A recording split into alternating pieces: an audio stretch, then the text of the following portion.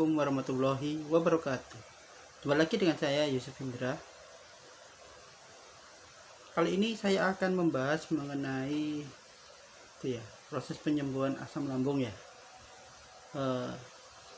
Sudah lama saya juga tidak aktif dalam dunia sosial media ya, karena faktor kesibukan dan lain sebagainya, sehingga ya ini awal mula lah untuk membantu teman-teman dalam proses penyembuhan penyakit anxiety dan asam lambung ya. Oke, saya juga ingin bercerita mengenai proses ketika saya sembuh ya dari sakit awal sampai kondisi saat ini ya. Ya banyak sekali ya hambatan-hambatan ketika saya mengalami sakit ya.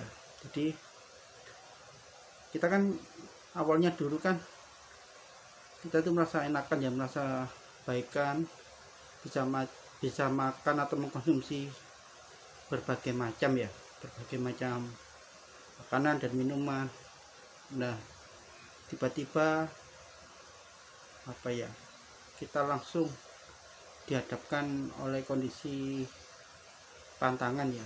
Jadi kalau kita makan di los atau mungkin tidak terkontrol itu kan, dulu pada waktu itu belum sakit itu kan baik-baik saja ya. Kita makan minum Coca-Cola, makan buah-buahan seperti nanas, terus durian dan lain sebagainya, kan merasa enak ya, enjoy gitu. Ditambah lagi mungkin ya kita juga suka minum-minuman bersoda, minum-minuman yang kecut ya, dan makan makanan yang mengandung banyak gas ya, seperti durian dan lain sebagainya lah. Itu kan tidak bisa ya dikonsumsi oleh penderita penyakit GERD ya dan anxiety. Nah itu menjadi tantangan sendiri ya. Jadi pada waktu saya awal sakit itu bingung ya, makan apa ya enaknya ini. Makan buah nanas tidak boleh, terus makan nasi itu juga tidak enak lah perut ya. Pada waktu itu kan bingung makan apa ya. Saya kalau makan fetusnya hitam dan lain sebagainya, itu kan menjadi serba kebingungan lah. Saya makan roti saja juga ternyata di perut juga nggak enak. Nah itu kan membuat kita bingung, penasaran juga.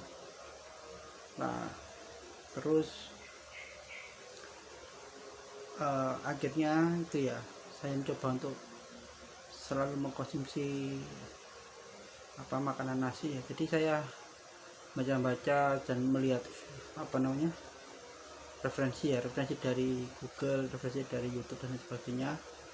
Itu ternyata ketika makan roti itu juga tidak baik ya, berhubungan sama, soalnya ada tepung ya, unsur tepungnya itu yang nggak bagus untuk lambung kita, seperti itu. Nah terus makan bubur, soalnya dulu kan juga kalau sakit lambung mah itu biasanya kasih bubur itu. Ternyata bubur juga tidak baik, bisa membuat asam lambung semakin tinggi. Nah ingat, saya menghindari roti sama menghindari bubur.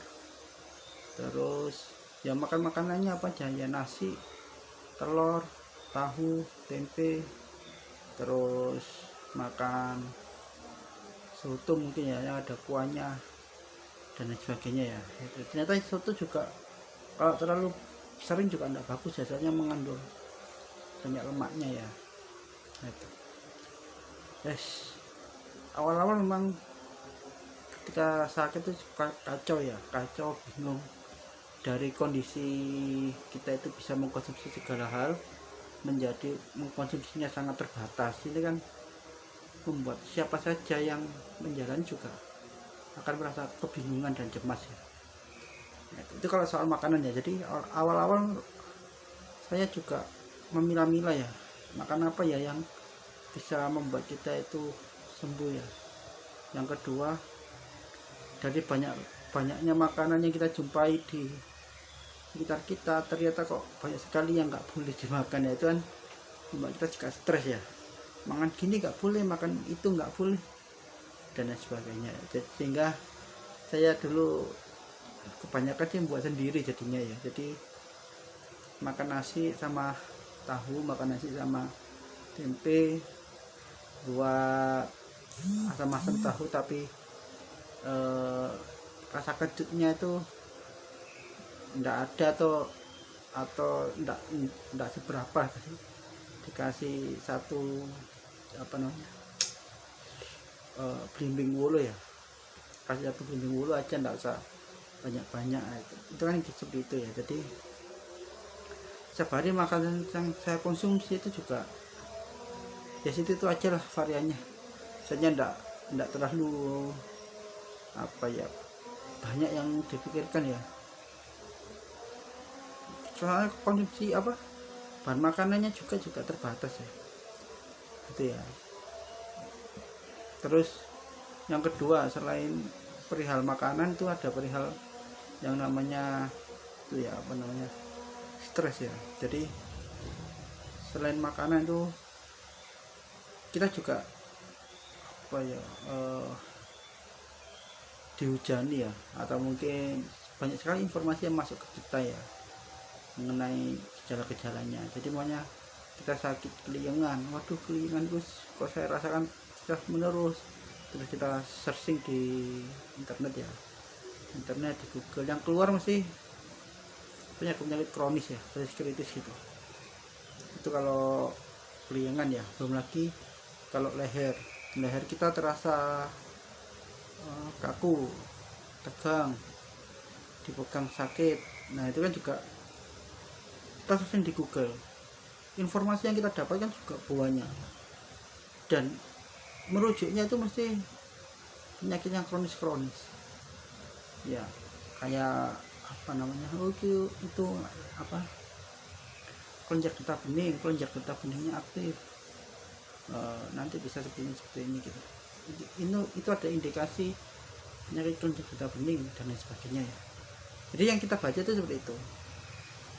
Terus apalagi itu kalau leher ya, terus banyak kan ya, mulai dari telinga itu terasa sakit dan lain sebagainya, kan banyak hal itu. Apalagi tidak hanya informasi dari internet yang kita jumpai, yang kita terima, ternyata ada kabar juga dari tetangga, dari saudara dan lain sebagainya yang mengabarkan si A si B itu meninggal.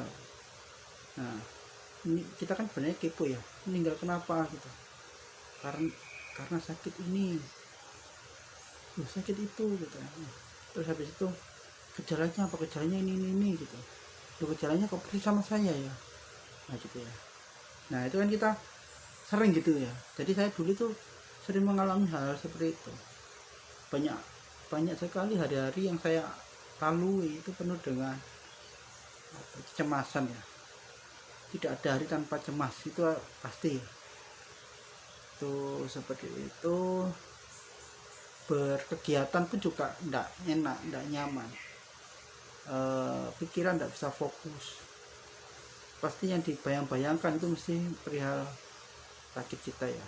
Kekhawatiran kita itu adalah sebenarnya sakit kita itu kronis atau tidak. Nah itu yang membuat kita tuh khawatir banget ya. Belum lagi kalau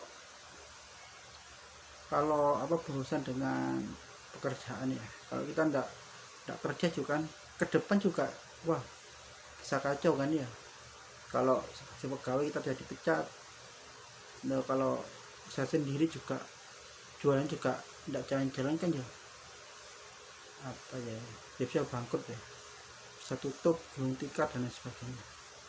Nah itu kan yang dialami oleh para penderita GERD ya. Motivasi hidupnya itu terasa hilang gitu ya. Terus yang kedua, dia selalu takut ya, mesti dihantui oleh ketakutan ya, ketakutan akan kematian apa ya, dan juga psikisnya itu juga sudah drop ya, sedang kacau. Saya juga mengalami hal tersebut, banyak yang apa ya, lika-likunya lah, dan teman yang sedang mengalami kegelisahan, ketakutan dan lain sebagainya. Nah, ini saya harapkan bisa segera mengatasinya ya. Caranya seperti apa ya, memang psikologis dari sakit itu juga sangat tinggi, sehingga kita harus bersabar, kita harus apa ya, ya apa namanya bahasanya, ikhlas lah. Kita harus ikhlas, kita harus apa ya, yes, memahami lah kondisi kita itu seperti apa, sehingga kita bisa yes, apa yang namanya ya, menerima keadaan lah gitu ya, menerima keadaan. Dari situ kita bisa tenang ya, kita bisa tenang, kita bisa pikiran juga bisa nyaman ya, dan kita bisa fokus pada proses penyembuhan tanpa ada ketakutan yang kita alami. Itu seperti itu ya. Jadi kalau kita sudah tenang, pikiran sudah tidak kemana-mana, tidurnya insya Allah sakit ini bisa segera sembuh ya, dan teratasi. Itu seperti itu ya. Nah, memang pada awal-awal sakit itu sangat berat sekali ya, banyak sekali sensasi yang saya rasakan. Nah, tapi kalau itu sudah terlewati, teman-teman sudah apa ya, kejadian sudah mulai berkurang, pikiran tenang, nah nanti insya Allah teman-teman bisa beraktivitas kembali ya. Satu hal yang perlu saya garis bawahi ya, bahwasanya untuk awal-awal sakit itu kita harus benar-benar bisa mengontrol pola makanan kita, pola hidup kita ya. Yang biasanya suka minuman bersoda, mulai sekarang ditinggalkan dulu. Yang suka merokok, tinggalkan rokoknya dulu ya. Terus yang suka makan makanan pedas, dihentikan ya makan makanan pedasnya.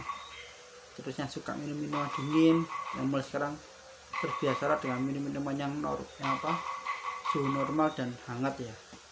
Itu lebih cepat dalam membuat kita itu untuk sembuh ya. Terus itu ya.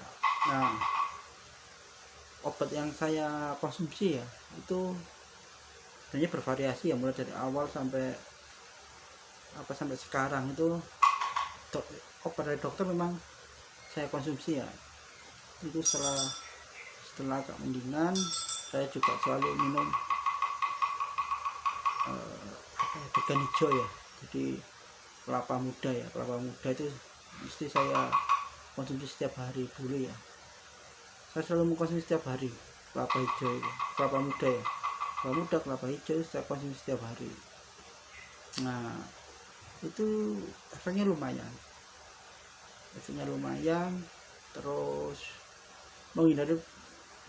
menghindari minuman berkafein, terus makanan pedas, beralkohol dan lain sebagainya, itu saya hindari semuanya. Nah, lambat laun kondisi tubuh saya itu juga sudah baikan ya. Fase sudah normal, fase sudah warnanya juga sudah sesuai ya, kuning, terus bentuknya juga padat dan lain sebagainya ya. Tapi ketika itu sudah itu sebenarnya ada gejala-gejala sudah sembuh ya, namun apakah anxiety-nya itu masih ketakutannya itu sudah hilang? Nah, ternyata tidak, ketakutan saya tetap ada ya. Ketakutan itu baru hilang itu kalau nggak salah setahun kalau ada. Pada waktu itu saya bergejolak dengan rasa takut itu hampir setahun atau 2 tahun lah, saya lupa ya. Jadi walaupun tubuh saya sudah enakan pada waktu itu ya, tapi ketika ada ketakutan muncul, nah ini kambuh lagi ya, seperti itu. Terus saya sering bersendawa juga dahulu ya. Wah, sendawa terus saya. Perut terasa lapar. Saya selalu lapar ya. Setelah dan selalu bawa camilan. Nah, itu juga apa ya? Ya itu proses penyembuhan lah. Saya kalau nggak salah berapa lama ya? Hampir 1 tahun juga sembuhnya itu. Lumayan ya. Tapi dalam proses penyembuhan itu saya sudah beraktivitas ya, jadi tidak 1 tahun itu di rumah terus apa nggak ngapa-ngapain, tidur-tiduran saja ya enggak. Itu kalau tidak salah saya itu cuma 2 bulan, 2 bulan atau 3 bulan, saya lupa. 2 bulan ya Allah, atau 1 bulan ya. Setelah itu normal kembali kok, cuman ya gitu, tidak 100% ya, saya cuma berapa persen, 50% aja deh ya. Pergi jauh-jauh juga sudah tidak ingin ya, sudah tidak bisa, bukan tidak ingin sih, takut ya. Nah tapi lambat laun ketika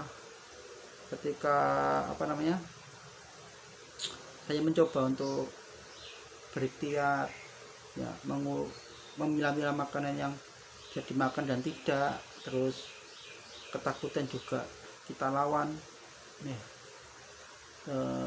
Tidur juga yang berkualitas ya. Tidur tuh kalau bisa sih jam 9 sudah tidur. Pada waktu saat itu jam 9 tidur, jam 5 bangun atau jam 4 bangun. Nah minum air hangat dan lain sebagainya ya, buat jamu dan lain sebagainya, itu membuat apa ya, hidup saya itu lebih setiap hari itu lebih enak. Itu saya lakukan tiap hari ya. Jadi teman-teman juga gitu, harus berikhtiar ya, terus berikhtiar supaya cepat sembuh dan harapannya bisa beraktivitas normal kembali. Itu seperti itu. Nah, sehingga bagi teman-teman yang sekarang masih banyak merasakan sensasi, masih apa ya, bergejolak dengan anxiety, ketakutan, perut yang sakit dan lain sebagainya. Nah mulai sekarang ini cobalah untuk ditata ya, ditata kehidupannya, ditata apa namanya, makanannya, terus minuman yang dikonsumsi apa, terus pola hidupnya juga ya, mulai dari tidur sampai bangun lagi, sampai tidur lagi. Nah ini harus ditata semuanya ya, supaya proses penyembuhan itu bisa cepat ya, bisa cepat. Terus kalau ada ketakutan yang tiba-tiba muncul, lah itu kita harus tahu cara mengatasinya seperti apa. Kalau saya dulu kan sering apa namanya, mendengar kayak lagu-lagu rohani dan lain sebagainya, itu dalam proses untuk mempercepat ya. Nah itu ya mungkin itu saja dari saya. Semoga teman-teman yang masih mengalami hal-hal yang apa ya, ketakutan, terus mengalami rasa sakit, semoga segera cepat sembuh ya. Semoga sembuh dan semoga kita semua diberi kesehatan oleh Tuhan Yang Maha Esa, Allah Subhanahu wa Ta'ala. Terima kasih. Wassalamualaikum warahmatullahi wabarakatuh.